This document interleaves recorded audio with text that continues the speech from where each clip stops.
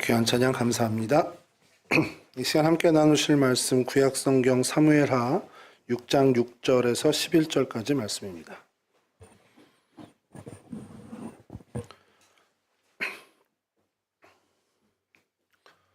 저랑 한 절씩 교독하겠습니다. 사무엘하 6장 6절에서 11절까지 말씀입니다.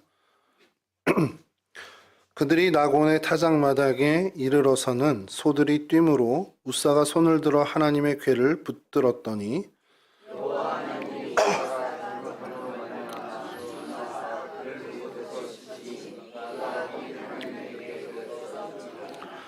여호와께서 웃사를 치심으로 다윗이 분하여 그곳을 베레스 웃사라 부르니 그 이름이 오늘까지 이르니라.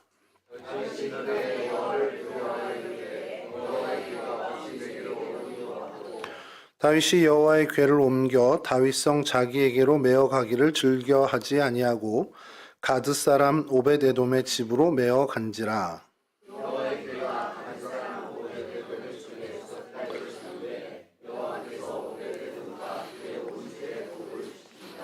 아멘. 예, 오늘 성경 속 장소는 그 가드라는 곳을 좀 살펴보려고 합니다. 근데 사실 가드에는 그다지 성경의 어떤 사건이나 이런 것들이 별로 없습니다. 그래서 가드와 연관돼서 그냥 조금은 약간은 좀 어거지스럽게 억지스럽게 연결한 게 오늘 본문에 등장하는 가드 사람 오벳에돔이고요. 또 이 법궤가 이 바알레유다 기랏 여아림인데요. 여기에 머물게 된 사건에 등장하는 가드와 그냥 굳이 좀 연결을 해서 가드를 좀 살펴보려고 합니다. 가드라는 뜻은 포도즙 틀이라는 뜻이에요. 그러니까 즙틀 뭐 이렇게 해서 그런 그 단어를 그냥 갖고 있는 건데 뭐 어디 어원도 없고 그러니까 뭐 자료가 굉장히 빈약합니다. 그래서 그냥 포도즙 틀이라는 뜻을 가진 그 지명인데 아마도 이제 유추하기는 포도 농사를 그래도 좀 괜찮게 해서 포도주가 그 지역의 어떤 특산물 정도가 되는 땅이 아니었겠냐라는 것이 이제 성경학자들의 추측입니다. 블레셋 다섯 성읍, 유명한 이제 다섯 방백이라고 성경에 표현이 되는데 아스돗, 가사, 아스글론, 그리고 가드, 에글론 이렇게 다섯 성읍 중에 하나입니다. 우리가 잘 아는 것은 골리앗이 이 동네 출신이에요. 그 골리앗이 이 동네 출신이다 보니까 안악자손의 후손들이 거주한 것이 아니냐라는 이제 성경 고고학자들의 이야기가 있습니다. 에그론이라는 아까 그 다섯 방백 중에 한 그 성읍의 남쪽에 있었고 다른 다섯 그 나머지 세 성읍보다는 이제 동쪽으로 있다 보니까 유다와 이제 밀접하고 유다 땅과 가깝다 보니까 그것에 좀 일들이 많이 있었습니다.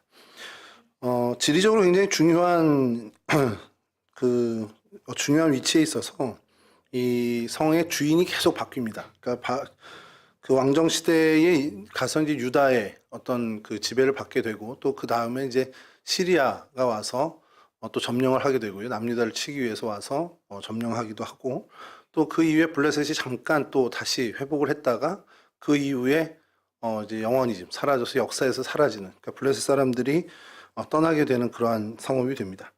구약에 이제 누가 횟수를 세웠는지 모르겠는데 40번 정도 언급이 된대요. 그래서 그 중에서 몇 가지는 유사한 다른 성읍을 이야기하는 이 가드가 아닌 다른 것을 언급하는 것인 것 같다라는 이야기도 있습니다. 거인족이라고 하는 아낙조선이 살았던 것으로 이제 고고학자들이 이제 추정을 하고 있고요. 아까 말씀드린 것처럼 그 중에 하나가 가드 사람 골리앗이다라는 이야기들이 이제 이야기되고 있습니다. 그래서 이렇게 보시는 것보다 일단 지도를 좀 보시면 이제는 좀 익숙한 지도일 겁니다, 여러분. 예루살렘 주변 아니 그거 전에 요거요. 이 구글 지도고요. 저 빨간 게 테레스 사피라고 해서 오늘날의 그 가드 지역의 이름입니다. 예루살렘에서 별로 멀리 떨어져 있지 않고요. 여기 역시 국립공원으로 지정된 곳 안에 있어서 이제 사진을 보시면 아시겠지만 이렇게 그냥 여러분 약간 아래쪽에 가자라고 지금 전쟁 중에 있는 곳 있잖아요. 거기에 가는 길목에 있습니다. 예루살렘에서. 그래서 항상 전략적 요충지였고 근데 지금은 잠시 후에 사진을 보겠지만 정말 아무것도 없습니다. 그리고 다음 사진을 보시면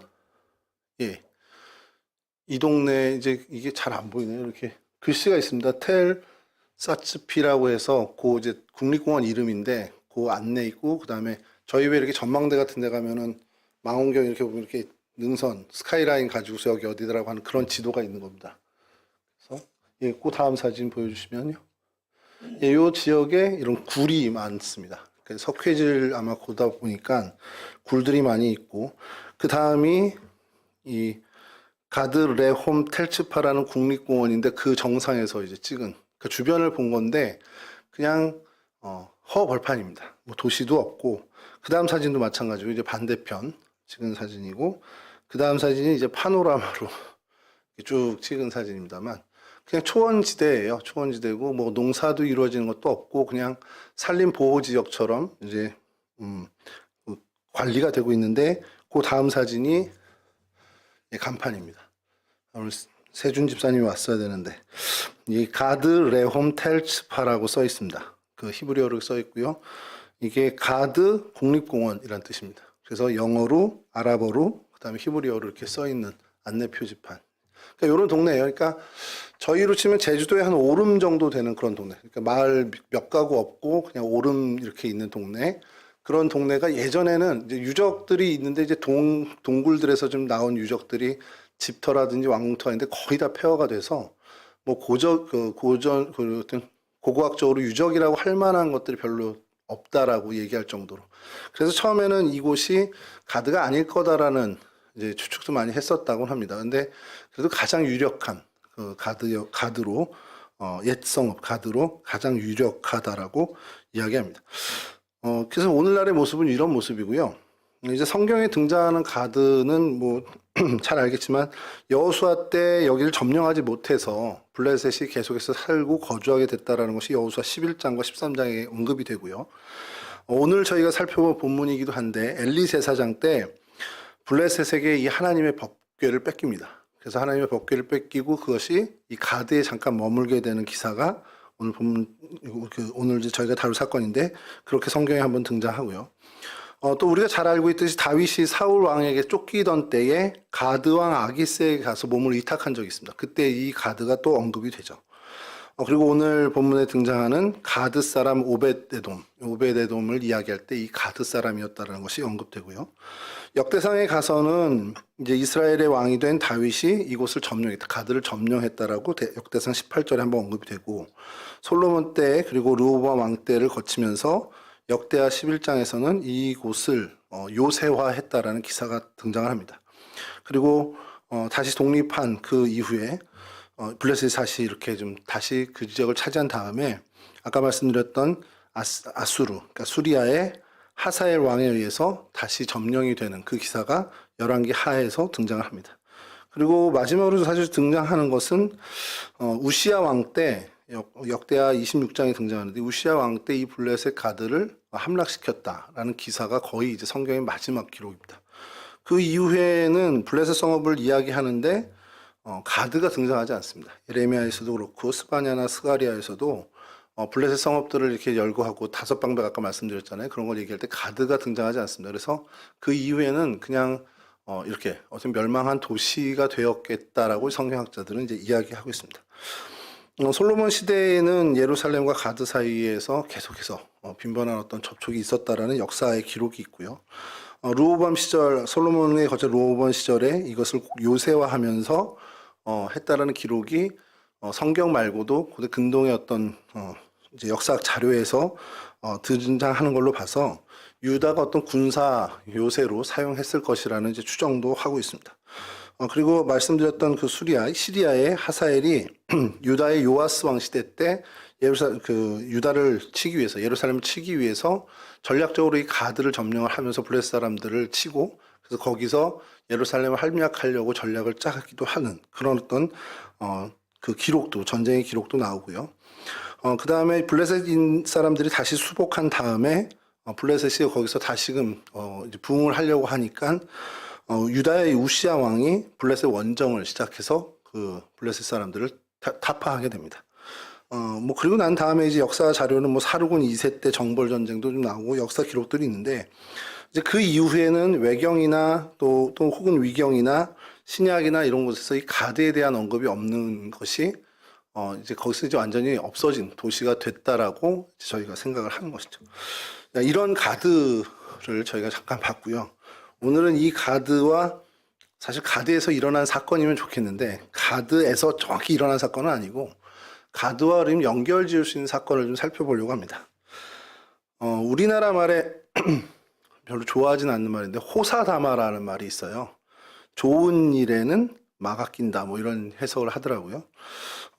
그게 우리 생활에 그래도 좀 빈번하게 적용되는 일이 좀 있구나라는 것이 이제 시간이 지나고 세월이 흘러가면서 좀 동감을 하게 됩니다.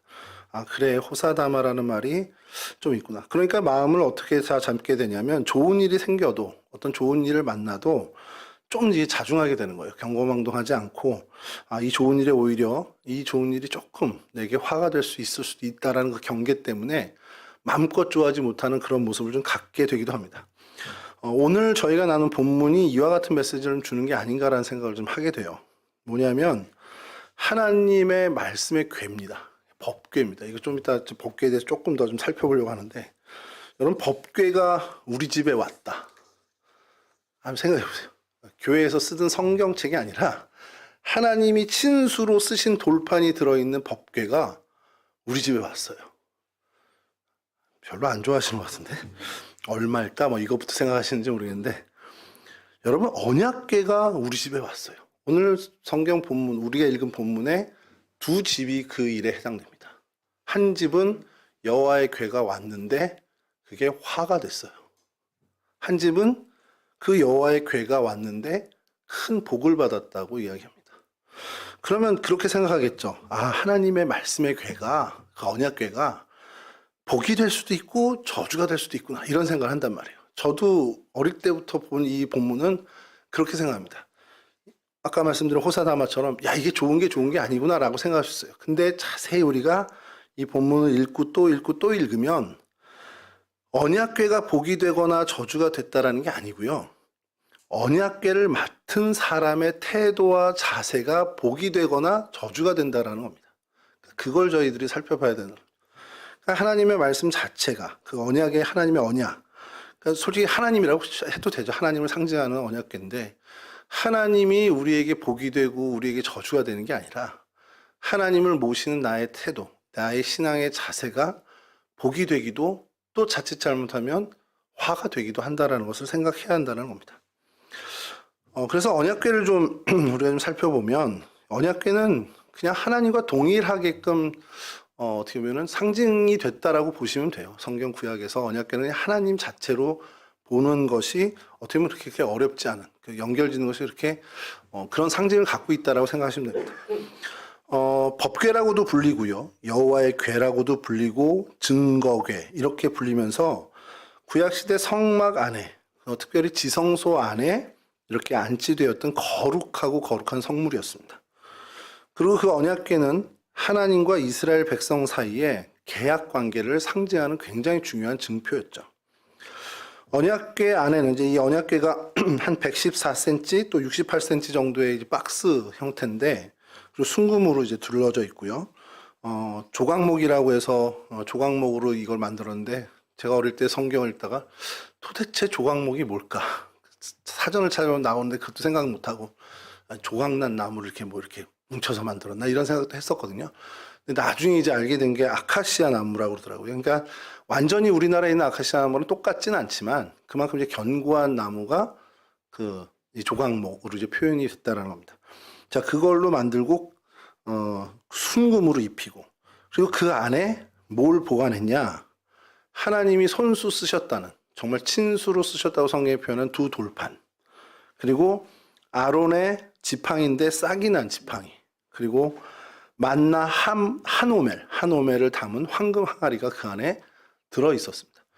그러니까 이거 뭐 다 상징하는 것들이 다 있는데요. 어쨌든 그렇게 하나님 자체, 하나님의 말씀 자체를 상징하는 이 증거궤, 그러니까 하나님의 임재를 완전히 이야기하는 것이죠. 그냥 그 자체가 하나님의 임재입니다. 그것이 이제 지성소에 보관되어 있었고 그 궤의 뚜껑은 우리가 잘 알듯이 속죄소라고 또 시은좌라고 불렸던 것이고 두 그룹 사이에 그러니까 그룹의 천사 형태의 그룹이 덮고 있고 그 사이에 이제 뚜껑에 그 이제 속죄소. 그래서 대제사장이 1년에 한 번만 지성소에 들어가서 이스라엘 민족의 죄에 대해서 하나님과 이제 다루는 그 시간도 갖는 그런 지성소 안에 있는 귀하고 귀한 성물입니다. 자, 그 성물이 언제 만들어졌냐? 우리 잘 알듯이 모세 때 만들어졌죠. 하나님의 지시로 모세 때 만들어졌는데 출애굽기 31장 6절에서 7절을 제가 좀 읽어드리겠습니다. 내가 또 단 지파 아히사막의 아들 오홀리압을 세워 그와 함께 하게 하며 지혜로운 마음이 있는 모든 자에게 내가 지혜를 주어 그들이 내가 네게 명령한 것을 다 만들게 할지니 곧 회막과 증거궤와 그 위의 속죄소와 회막의 모든 기구와. 그러니까 모세에게 하나님 명령을 하고 그걸 만들 만한 사람, 그 재능을 가진 사람을 붙여주신 겁니다. 그래서 그것을 다 하나님의 말씀대로, 하나님의 설계대로 하나하나 다 만들게 하셨죠. 그 중에 이 오홀리바를 통해서 만든 것이 회막, 증거궤, 특히 증거궤를 언급하시죠. 그래서 하나님이 임재하시는 그 성막 지성소 가장 은밀한 곳에 그것을 두고 1년에 한 번씩 거룩한 그 대제사장만 한 번 들어가서 이 대속죄일을 지켰습니다. 말씀드린 것처럼 그 안에 십계명을 기록한 석판이 있었고요. 하나님은 그 언약 위에 나타나셔서 자신의 뜻을 알리시고 제사장은 제물로 속죄 제사를 드려서 백성의 죄를 이제 어떻게 보면 없이 하는 그런 어떻게 보면 언약궤는 이 성막 자체의 어떻게 보면 중심이 되고요. 성막 그 자체일 수도 있을 정도로 그리고 하나님 자체를 상징하는 굉장히 중요한 그런 언약궤였습니다. 말씀드린 것처럼 히브리서 9장 4절에 금향로와 사면을 금으로 싼 언약궤가 있고 그 안에 만나를 담은 금 항아리와 아론의 쌍난 지팡이와 언약의 돌판이 있고 이렇게 하나님의 임재 자체를 이제 상징하는 언약궤다 보니까 이스라엘 사람들한테는 이게 얼마나 중요하겠습니까? 뭐 성막이 이동하는 그 자체도 중요한데 그러다 보니까 이제 생각이 드는 게 하나님이 직접 명령하시기도 했고 전쟁에 나갈 때 이 언약궤를 앞세웁니다. 그리고 요단강을 건널 때도 제사장들이 어깨에 메고 이 법궤를 메고서 이제 건너죠. 그런 어떤 중요한 일들이 있을 때 이 언약궤를 어떻게 보면 좀 처음엔 안 그랬겠지만 활용을 하게 되는 거예요. 말씀드린 것처럼 광야에 인도 받을 때도 언약궤가 앞서갔고 또 요단강을 건넜을 때 또 여리고를 무너뜨리는 그런 모든 전쟁에서 이 언약궤가 어떻게 보면 굉장히 지금 큰 힘을 발휘하는 그런 성물처럼 여기면서 앞서가게 됩니다. 자, 그런 것들이 좀 반복하다 보니까 오늘 본문에 이제 원인이 되게 되는 사무엘상 4장을 보면 엘리 시절에 이 블레셋과 전쟁이 일어나는데 이 엘리의 두 아들이 법궤를 앞세워서 전쟁을 이제 수월하게 이기고 싶은 마음에 법궤를 앞세우고 갑니다. 자, 그런데 그 결과가 대패를 하고 말죠. 그리고 엘리의 두 아들은 그곳에서 전사를 하게 돼요. 자, 블레셋이 이스라엘을 이겼습니다. 사실 엘리는 그 일로 인해서 충격을 먹어서 또 의자에서 떨어져 죽게 되죠. 자, 그때 블레셋이 이스라엘을 제압하고 그들의 법궤를 빼앗아요. 그리고 오늘 좀 성경을 좀 많이 읽어야 되는데 그리고 나서 한 7개월 동안의 일이 7개월 동안의 일을 성경이 이렇게 기록하고 있습니다. 사무엘상 6장 1절을 먼저 읽으면요. 여호와의 궤가 블레셋 사람들의 지방에 있은 지 7달이라. 그러니까 좀 7개월 동안 있었다라는 것을 이제 명시합니다. 처음에 아스돗에서 있었던 일인데요. 사무엘상 5장 2절에서 5절입니다. 이제 엘리 두 아들이 죽고 블레셋이 법궤를 뺏은 다음의 이야기입니다. 블레셋 사람들이 하나님의 궤를 가지고 다곤의 신전에 들어가서 다곤 곁에 두었더니 아스돗 사람들이 이튿날 일찍이 일어나 본즉 다곤이 여호와의 궤 앞에서 엎드려져 그 얼굴이 땅에 닿았는지라. 그들이 다곤을 일으켜 다시 그 자리에 세웠더니 그 이튿날 아침에 그들이 일찍이 일어나 본즉 다곤이 여호와의 궤 앞에서 또다시 엎드려져 얼굴이 땅에 닿았고 그 머리와 두 손목은 끊어져 문지방에 있고 다곤의 몸뚱이만 남았더라. 그러므로 다곤의 제사장들이나 다곤의 신전에 들어가는 자는 오늘까지 아스돗에 있는 다곤의 문지방을 밟지 아니하더라. 내용은 이제 아시겠죠? 여호와의 궤가 다곤 신전으로 이제 가져다 놨더니 다곤 신상이 그 앞에 엎드린다는 거, 이틀 연속이요. 자, 그리고 사무엘상 5장 이제 6절 이어지는 6절에서 8절. 여호와의 손이 아스돗 사람에게 엄중히 더하사 독한 종기의 재앙으로 아스돗과 그 지역을 쳐서 망하게 하니 아스돗 사람들이 이를 보고 이르되 이스라엘 신의 궤를 우리와 함께 있지 못하게 할지라. 그의 손이 우리와 우리 신 다곤을 친다 하고 이에 사람을 보내어 블레셋 사람들의 모든 방백을 모으고 이르되 우리가 이스라엘 신의 궤를 어찌하랴 하니 그들이 대답하되 이스라엘 신의 궤를 가드로 옮겨가라 하므로 이스라엘 신의 궤를 옮겨갔더니. 아스돗에서 이 일이 일어났는데 다곤 신상만 넘어진 게 아니라 독한 종기, 그러니까 독종이 일어나서 사람들이 많이 죽게 된 겁니다. 그랬더니 이것 때문인 것 같아. 그러니까 이거 치우자 하고서 모여서 의논을 하고는 이 아스돗에서 법궤를 가드로 옮겨가게 됩니다. 그래서 사무엘상 5장 9절에서 12절인데요. 먼저 9절을 먼저 읽어드리면 그것을 옮겨간 후에 여호와의 손이 심히 큰 환난을 그 성읍에 더하사 성읍 사람들의 작은 자와 큰 자를 다 쳐서 독한 종기가 나게 하신지라. 이게 가드에 옮겨지자 벌어진 일입니다. 자, 그래서 이제 5장 10절로 이어지는데 이에 그들이 하나님의 궤를 에그론으로 옮겨 보내니라. 하나님의 궤가 에그론에 이른즉 에그론 사람이 부르짖어 이르되 그들이 이스라엘 신의 궤를 우리에게로 가져다가 우리와 우리 백성을 죽이려 한다 하고 이에 그 사람을 보내어 블레셋 모든 방백을 모으고 이르되 이스라엘 신의 궤를 보내어 그 있던 곳으로 돌아가게 하고 우리와 우리 백성이 죽임 당함을 면하게 하자 하니 이는 온 성읍이 사망의 환난을 당함이라. 거기서 하나님의 손이 엄중하심으로 죽지 아니한 사람들은 독한 종기로 치심을 당해 성읍의 부르짖음이 하늘에 사무쳤더라. 이 에그론도 재앙을 당하게 됩니다. 자, 그래서 이제 블레셋의 그 다음의 조치는 사무엘상 6장 1절에서 9절인데요. 여호와의 궤가 블레셋 사람들의 지방에 있은 지 7달이라. 아까 읽어드린 말씀입니다. 7달 동안 이게 일어난 일입니다. 이제 2절부터요. 블레셋 사람들이 제사장들과 복술자들을 불러서 이르되 우리가 여호와의 궤를 어떻게 할까? 그것을 어떻게 그 있던 곳으로 보낼 것인지 우리에게 가르치라. 이제 말 그대로 무당들을 불러서 이제 조치를 취하는 겁니다. 회의를 하는 거죠. 3절에 그들이 이르되 이스라엘 신의 궤를 보내려거든 거저 보내지 말고 그에게 속건제를 드려야 할지니라. 그리하면 병도 낫고 그의 손을 너희에게서 옮기지 아니하는 이유도 알리라 하니. 너무 잘 알죠? 그 블레셋의 이 복술자들도 하나님에 대해서 알긴 알았던 것 같아요. 그래서 속건제를 드려야 한다라는 겁니다. 그래서 4절에 그들이 이르되 무엇으로 그에게 드릴 속건제를 삼을까 하니 이르되 블레셋 사람의 방백의 수요대로 금독종 5과 금쥐 5마리라야 하리니 너희와 너희 통치자에게 내린 재앙이 같음이니라. 그러므로 너희는 너희의 독한 종기의 형상과 땅을 해롭게 하는 쥐의 형상을 만들어 이스라엘 신께 영광을 돌리라. 그가 혹 그의 손을 너희와 너희의 신들과 너희 땅에서 가볍게 하실까 하노라. 6절이 여러분 좀 잘 보십시오. 애굽인과 바로가 그들의 마음을 완악하게 한 것 같이 어찌하여 너희가 너희의 마음을 완악하게 하겠느냐. 그가 그들 중에서 재앙을 내린 후에 그들이 백성을 가게 함으로 백성이 떠나지 아니하였느냐. 애굽에서 일어났던 일을, 그 오래전 일을 이들은 기억하고 있습니다. 이스라엘 백성처럼 기억하고 있는 거예요. 그러니까 바로가 마음을 완악하게 해서 멸망당하지 않았냐라는 것을 기억하라는 겁니다. 자, 그러면서 7절이요.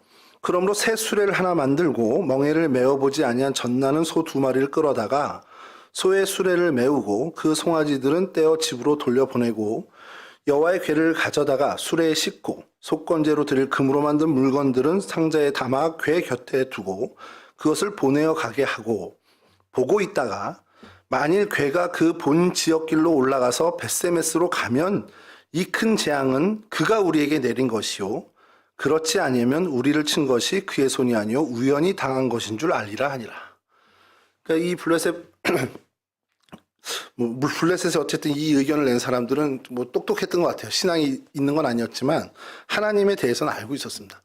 그래서 이것을 수레에 실어서 소굴을 자연스럽게 가게끔 놔뒀을 때 벳세메스로 가면 이거는 하나님이 한 거다. 여호와 하나님이, 이스라엘의 하나님이 우리에게 재앙을 내린 거고 그게 아니면 딴 데로 간다 그러면 이건 우연이다라고 판단을 하자라는 겁니다. 자, 결과는 사무엘상 6장 10절에서 16절이 이렇습니다.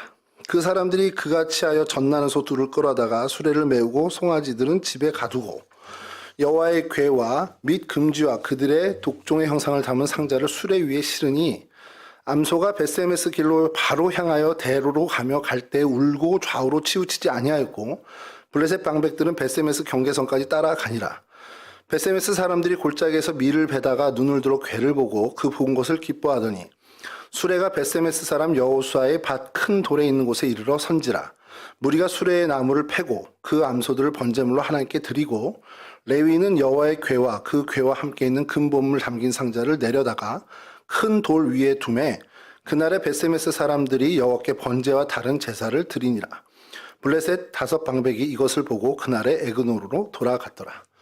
이게 블레셋 사람들의 이야기를 따르면 벳세메스로 바로 갔으니까 이스라엘의 하나님이 자기들을 친 거라는 걸 깨달았다는 겁니다. 그리고 이제 그걸 목격하고 이제 돌아갔어요. 벳세메스에 도착하자 그 수레를 패서 이제 장작으로 삼고 그 끌고 온 소 2마리를 번제를 하나님께 드립니다. 벳세메스 사람들이요. 자, 그리고 나서는 이 벳세메스에서 일어나는 일이 사무엘상 6장 17절에서 21절인데요. 블레셋 사람이 여호와께 속건 제물로 드린 금 독정은 이러하니 아스옷을 위하여 하나요, 가사를 위하여 하나요, 아스글론을 위하여 하나요, 가드를 위하여 하나요, 에그론을 위하여 하나이며 드린 바 금주들은 견고한 성읍에서부터 시골의 마을에까지 그리고 사람들이 여호와의 궤를 놓은 큰 돌에 이르기까지 5방백들에게 속한 블레셋 사람들의 모든 성읍들의 수대로였더라. 그 돌은 벳세메스 사람 여호수아의 밭에 오늘까지 있더라. 여기서부터입니다. 벳세메스 사람들이 여호와의 궤를 들여다본 까닭에 그들을 치사 5만은 가로쳐져 있습니다. 5만 70명을 죽이신지라. 여호와께서 백성을 쳐서 크게 살육하셨으므로 백성이 슬피 울었더라. 벳세메스 사람들이 이르되 이 거룩하신 하나님 여호와 앞에 누가 능히 서리요? 그를 우리에게서 누구에게로 올라가시게 할까 하고 전령들이 기럇 여아림 주민에게 보내어 이르되 블레셋 사람들이 여호와의 궤를 도로 가져왔으니 너희는 내려와서 그것을 너희에게로 옮겨가라. 벳세메스에서도 비극이 일어났습니다. 여호와의 궤를 들여다봤다라는 걸로 70명인지 5만 70명인지 성경에서는 5만에 가로치고 70명으로 되어 있습니다만 하여간 상당한 많은 수가 죽임을 당하게 됐다라는 거예요. 자, 이제 이 일에서 기럇 여아림으로 이제 옮겨가는데 기럇 여아림은 바알레 유다라고도 하고 바알레라고도 하고 기럇 바알이라고도 하고 기럇이라고 불리는 지명인 이제 동네입니다. 그래서 다윗이 가지러 가는 그때는 이제 바알레 유다라고 표현이 되는데요. 여하튼 사무엘상 7장 1절에서 2절이 이렇습니다. 기럇 여아림 사람들이 와서 여호와의 궤를 옮겨 산에 사는 오늘 중요한 인물입니다. 아미나답의 집에 들여놓고 그의 아들 엘리야사를 거룩하게 구별하여 여호와의 궤를 지키게 하였더니 궤가 기럇 여아림에 들어간 날부터 20년 동안 있은지라 이스라엘 온 족속이 여호와를 사모하니라. 자, 이 집에 들어가서 20년 동안 이제 다윗이 다윗성으로 법궤를 옮기기 전까지 이 기럇 여아림에 머물게 됩니다. 이게 이제 법궤가 그 엘리 제사장 그때 당시에 있었던 일이 이렇게 옮겨지게 되고 그 이후에 사울이 정권을 잡고 그러니까 사무엘 통치 지나고 사울이 정권을 잡고 또 그 이후에 다윗이 왕으로 등극한 그때까지 이 기럇 여아림에 머물게 됩니다. 자, 여기서 좀 저희가 중요한 사건을 이제 다루게 되는데 바로 베레스 우사 사건입니다. 언약궤를 이제까지 보면은 블레셋 사람들이 이방인이니까 소홀히 다룰 수밖에 없겠죠. 소홀히 다뤄서 하나님 말씀대로 안 하고 그러다 보니까 이제 재앙 독종이라든지 이제 화를 당하게 됐는데 벳세메스 사람들은 이스라엘 사람들이었고 유대 족속이었고 여호와의 궤에 대해서 분명히 들었던 사람인데 그 호기심이 없겠지만 이제 들여다봅니다. 이제 율법을 어기게 되는 거죠. 뭐 접근도 하지 말아야 되는 건데 그러니까 그 경계를 무너뜨리고 너무 기쁜 나머지 그렇게 이제 재앙을 당하게 됐습니다. 뭐 거기까지는 좀 그럴 수 있겠다 이런 생각이 좀 드는데 자, 그러고 나서 아미다나 집으로 와서 20년 동안 법궤가 머물러요. 그리고 그 아들 엘리야세를 구별해서 법궤를 관리하는 제사장처럼 이제 역할을 하게 합니다. 자, 근데 오늘 본문에 등장하는 아들들이 또 있습니다. 우사와 아효인데 이들이 굉장히 특히 우사가 엄청난 재앙을 받게 됩니다. 그게 오늘 본문이죠. 민수기 4장 15절에 보면 진영을 떠날 때 아론과 그의 아들들이 성소의 모든 기구 덮는 일을 마치거든 고앗 자손들이 와서 맬 것이니라. 그러나 성물은 만지지 말라. 그들이 죽으리라. 회막 물건 중에서 그것들은 고앗 자손이 맬 것이며. 그러니까 이제 그 성물을 그러니까 증거계를 포함한 모든 성물을 고앗 자손들 외에는 만지지 못하게 이제 하나님이 규율을 만들어 놓으신 겁니다. 사실 이것이 우사가 죽은 원인이라고 지금까지 저희 배워왔고 뭐 사실 그건 틀리지 않은 얘기고요. 그러니까 구별된 성직자 그리고 레위인 안에서도 고앗 자손만이 이것을 다룰 수 있었고 레위인이라도 고앗 자손이 아닌 경우에 함부로 사사롭게 만지거나 접근하면 죽임을 당할 것이라는 명백한 경고가 있었습니다. 근데 왜 우사는 이걸 몰랐을까? 이런 생각이 좀 드는 거예요. 그리고 어릴 때부터 이 사건, 이 기록을 볼 때마다 참 마음이 되게 불편한 거예요. 아니, 소가 뛰어서 수레가 덜컹해가지고 법궤가 떨어지려고 그러는데 그걸 옆에서 보고 있는데 아무도 안 잡아, 그럼? 이런 생각이 드는 거예요. 근데 그거 잡았다고 죽여? 너무 억울한 겁니다. 이렇게 성경 읽는 독자 입장에서. 그래서 야, 이거는 이상하다 했는데 이 우사 사건에 제가 간과한 건 20년이라는 시간이었어요. 20년이라는 시간. 이게 만약에 어제 우리 집에 와서 정말 아무것도 모르는데 뭐 너무 소중한 마음으로 떨어질까봐 막 애지중지하는 그 마음이었다면은 제 이야기나 제 감정이 좀 맞는 걸 수도 있는데, 제가 간과했던 것은 이 법궤가 우사와 함께한 그 아비나답 집에 있었던 시간 20년을 제가 간과한 겁니다. 여러분, 그 처음에 이 집에 이 법궤가 들어왔을 때 얼마나 정성을 다했을까라는 건 저희가 충분히 상상할 수 있습니다. 그렇게 정말 정성을 들여서 법궤를 정말 있는 규율대로, 규정대로 정말 잘 섬겼을 거예요. 잘 보관했을 겁니다. 자, 그런데 시간이 지나겠죠. 시간이 지나면서 우리가 늘 무너지듯이 시간에 무너지는 저희들처럼 이 집도 그 타성에 젖어서 이 성궤, 이 법궤의 권위와 가치를 조금은 가볍게 여기게 되는 시절로 들어갔을 거라는 겁니다. 그러니까 소위 얘기하는 소홀하게 다뤘을 것이 충분히 예상이 됩니다. 제가 이 부분에 대해서 고민이 많던 차에 인간의 일생이라는 이재철 목사님 책을 좀 읽게 됐어요. 그리고 거기서 이 베레수사 사건을 정말 새로운 각도로 다루는 것을 보면서 너무 그 퍼즐들이 막 맞춰지는 게 느껴졌습니다. 어떤 이야기들이 있냐면, 베레스 우사를 그냥 상상하는 거예요. 처음에 법궤가 들어왔어요. 20년간 머물면서 처음엔 정말 애지중지 너무 소중하고 너무 어떻게 하나님의 궤가 우리 집에 들어와, 감격하고 감동하고 정성을 다했을 겁니다. 시간이 지나면서 그 마음이 점점 옅어지고 그러면서 소홀하게 되고, 그러면서 늘어나는 거는 이거 내가 전문가야, 이렇게 점점 그 일에 대한, 하나님 궤에 대한 일에 대한 자신감이 붙었을 거예요. 우리 그렇잖아요. 이거 내가 나만 다루고 있다면 누가 나한테 그걸 도전하겠습니다. 이거 내 건데 제가 다루는 어떤 이 기계가 있어요. 아무도 몰라. 나밖에 몰라요. 그럼 이거에 대해서는 다 저한테만 물어봐요. 그렇게 되겠죠.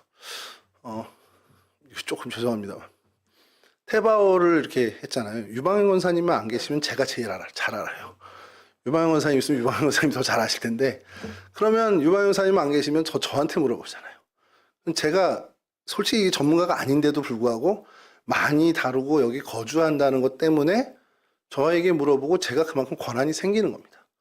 법궤가 그랬을 거라는 거예요. 법궤가 기럇 여아림 아비나답의 집에 20년을 머무니까 법궤에 대해서 물어볼 때 레위 자손, 제사장, 고앗 자손에게 묻는 게 아니라 베레스 우사, 아효, 아비나답에게 묻게 된다는 거예요. 그건 자연스러운 일상입니다. 자, 그러다 보니까 재미난 것이 있는데요. 사무엘하 6장 2절에서 3절 말씀입니다. 요건 좀 띄워주시죠. 예. 요거 우리 같이 한번 읽을까요? 2절, 3절입니다. 시작. 다윗이 일어나 자기와 함께 있는 모든 사람과 더불어 바알레 유다로 가서 거기서 하나님의 궤를 메어 오려 하니 그 궤는 그룹들 사이에 좌정하신 만군의 여호와의 이름으로 불리는 것이라. 그들이 하나님의 궤를 새 수레에 싣고 산에 있는 아미나답의 집에서 나오는데 아미나답의 아들 우사와 아효가 그 새 수레를 모니라. 2절에요. 이게 히브리어로 치면 조금 번역에 이게 좀 어떻게 다르게 번역할 수 있는 건데, 어쨌든 한글 성경에 다윗이 일어나서 자기와 함께 있는 모든 사람과 더불어 바알레 유다, 이건 기럇 여아림입니다. 바알레 유다로 가서 하나님의 궤를 메어 오려 하는데, 메어 오려고 갑니다. 그리고 그 궤에 대해 설명이 그룹 사이에 자정하신 만군의 여호와의 이름이라고 얘기해요. 자, 메어 오려고 갔는데 3절은 그들이 하나님의 궤를 새 수레에 싣고, 좀 여러분 이상하지 않습니까? 법궤를 가지러 메어 오려고 가는데 3절에서는 메어 오지 않고 수레에 싣고 와요. 그러면 여러분 원래 규정은 어때요? 원래 규정은 아까 말씀드렸듯이 고앗 자손이 어깨에 메어야 됩니다. 다윗은 알았어요. 그래서 메어 오려고 사람들을 모아서 바알의 유다로 갔습니다. 기럇여림을 갔습니다. 근데 어떻게 갑자기 매려고 갔는데 술에 실게 됐을까? 우리 충분히 상상할 수 있잖아요. 충분히 상상해. 우사와 아효가 얘기했겠죠. 아니야. 어깨 매는 거 아니야. 그거 새술에 실어야 돼. 아무도 반박을 못하는 겁니다. 일이 여러분 그렇게 돼요. 20년간 법궤에 대해서 이 사람이 주장하고 이 사람이 딱 쥐고 있으니까 아무도 거기에 토를 못합니다. 율법을 알고 왕도 토를 못하는 그런 상황이 된 거예요. 자, 수레가 소가 끄는 수레에 실려서 옵니다. 뭐 내리막이었는지 언덕이었는지 그건 알 수 없는데 소가 끄는 수레가 덜컹거렸어요. 말이 끄는 수레가 덜컹거렸다면 뭐 충분히 이렇게 될 수 있지만 소 달구지 저도 이렇게는 제 나이가 이렇게 세대가 공개되는데 달구지 끄는 거 저 군대에서도 보고 했거든요. 소가 끄는 수레가 아무리 덜컹거려도 그렇게 뭐 요동하는 게 아니죠. 제가 이 부분에 대해서 어릴 때부터 있을 때 우사가 너무 억울하다 이렇게 했는데 가만히 되새기면 우사의 행동이 이젠 보이는 겁니다. 20년 동안 이 세 수레를 아효와 우사가 앞뒤에서 이제 몰고 갑니다. 소가 덜컹거렸겠죠. 얼마나 많은 사람이 따라오겠습니까? 그 장관을, 법궤가 이동하는 그 덜컹했을 때 어이쿠 하면서 손을 댔다라는 거예요. 이미 하나님의 말씀에 절대 접근하지 말고 손대면 죽을 거라는 규정이 있음에도 불구하고 이제 그 규정을 넘어서는 스스로, 자기 스스로가 그 하나님의 규율을 넘어서는 사람으로 인정하는 겁니다. 스스로를. 그리고 그렇게 덜컹거려서 떨어질 것 같지 않아도 쇼맨십을 보이는 거죠. 어이쿠 하면서 잡는 겁니다. 그런 모습을 충분히 상상하다 보니까 이 본문이 이게 제가 예전에 어릴 때 억울하다 봤던 그 본문이 아는 거죠. 수레가 떨어질 정도가 분명히 아니었는데 우사가 오버했을 겁니다. 그리고 그 부분이 하나님의 마음에 합하지 못하게 된 거죠. 뭐 우리 그런 거 많잖아요. 그냥 오버해서 아이고 그거 아니야 이렇게. 뭐가 아니에요. 해도 되는데. 그냥 유별나게 이렇게 오버하면서 자신의 어떤 말에 힘을 가하는 것들을 저희가 보게 된 때인데 우사의 이 당시의 장면이 충분히 그랬을 수 있는 가능성이 있다는 겁니다. 왜냐하면 왕이 매려고 왔는데 매지 못하게 하고 수레에 실게 가게 할 수 있을 정도의 힘을 갖고 있는 겁니다. 이미 그 법궤에 대해서만큼은 이 사람이 온갖 권한을 다 갖게 되어버린 기형적인 구조가 되어버렸다는 것이죠. 말씀의 규례보다 하나님의 규정보다 앞선 그의 생각이었습니다. 근데 여러분 이거를 생각하면서 제가 좀 씁쓸해지는 것은 이 우사의 태도가 이 사무엘 하에 나오는 이 다윗의 시절에만 있었던 태도겠냐라는 거예요. 오늘을 살아가는 저희들, 이 땅을 살아가는 그리스도인들 안에 이러한 태도가 전혀 없다라고 얘기할 수 있겠냐라는 겁니다. 하나님의 말씀이나 복음의 정신보다 내 신앙의 연륜이 앞서간다. 내 신앙의 연륜을 더 앞세우는 사람은 없겠냐라는 거죠. 신앙의 연륜이 쌓이고 쌓이면 점점 더 하나님 앞에 가까이 가게 되니 더러운 내 모습이 점점 더 드러나고 그래서 하나님 앞에 더욱더 낮아지고 겸손해져야 하는 게 맞는데 그렇지 않는 경우를 가끔씩 보게 되니까 마음이 좀 씁쓸하다는 겁니다.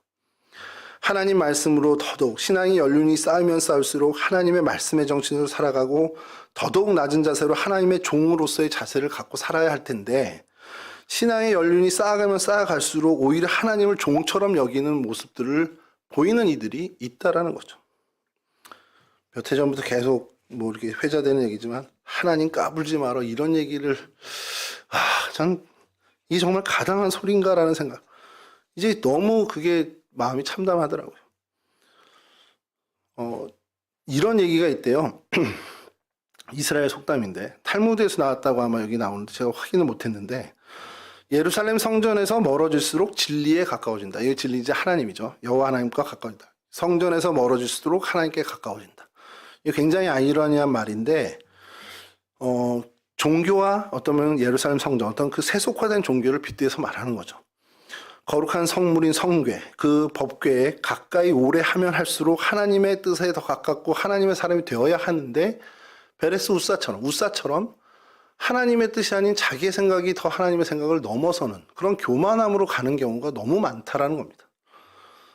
그러니까 점점 더 하나님을 가까이 가니까 너무 친숙해지니까 하나님이 그만큼 친숙해져서 가까워지는 게 아니라 가벼워지게 되는 그러한 모습들을 신앙생활을 하는데 우리가 종종 발견하게 된다는 것이죠.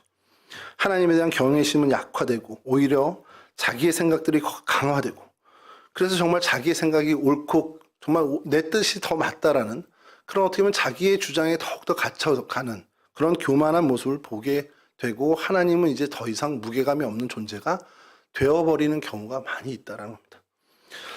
뭐 특정 교회라고 어느 교회 이름을 말씀드릴 수는 없지만 작년 재작년에 굉장히 큰 사건이 있었습니다.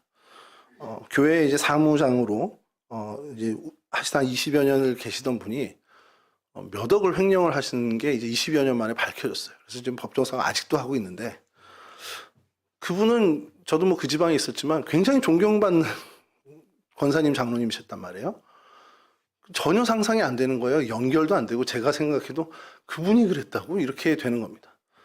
그래서 그 사건을 계속 되뇌이면 다른 건 모르는데 그냥 하나, 사실 그냥 그분에 대한 어떤 하나 제가 이렇게 생각하게 되는 건, 시간이 지나면서 교회의 일이 가벼워지고 하나님의 일이 아닌 그냥 별거 아닌 일이 되는, 정말 지금 존재의 가벼움이라고 해야 하는 그 표현처럼 정말 가벼운 일이 되어버린 거구나 그분에게는, 이런 생각이 드는 겁니다.